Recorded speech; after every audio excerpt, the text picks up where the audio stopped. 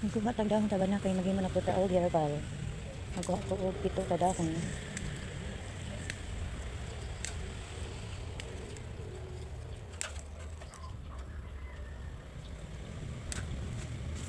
Ano sunod? Dahon sa mangga.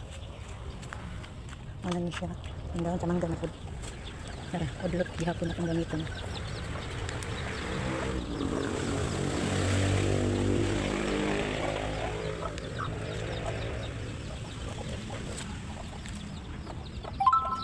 Udlot. Then sunod kamunggay o gabon. Mana ni siya ako nakuha malunggay, dahon sa mangga, dahon sa guyabano, niya sambong.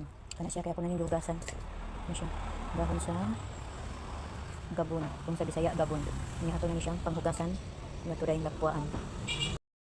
Ug mauna ni siya ato na nahuman og hugas, ato na libutangan og tubig, ug ato na ni siyang itapang diri sa atong lutin para makabukalan na to. Mainom na dayon kaani, silbi ato na ning gihimo og painit kada adlaw. Herbal sa lawas, ug tambal sa kanang mga sakit-sakit. Kung ilabi ng kaning dahon sa guyabano, anti-cancer, tambal sa cancer. Cleansing sa atong kidney. Dagan ang benefits na makuha ang atong gibuhat ni herbal matag adlaw-adlaw. Dato na ning sugdan ipaandar para bukal na. Agari ra ta kutog.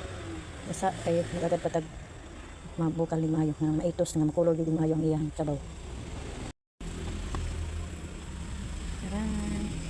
Nagbukal na ang atong herbal. Ano siya? Ang buhatag herbal. May na lang ang hinatag sa Ginoong mga herbal nga walay side effect.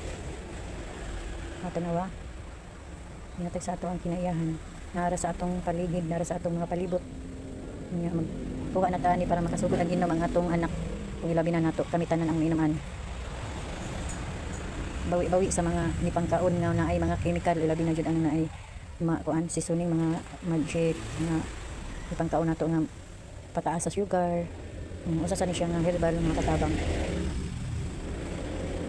Sugod na ta kuha ani para maka pabugnaw ta og inom. Pagari ta kuto, thank you for watching.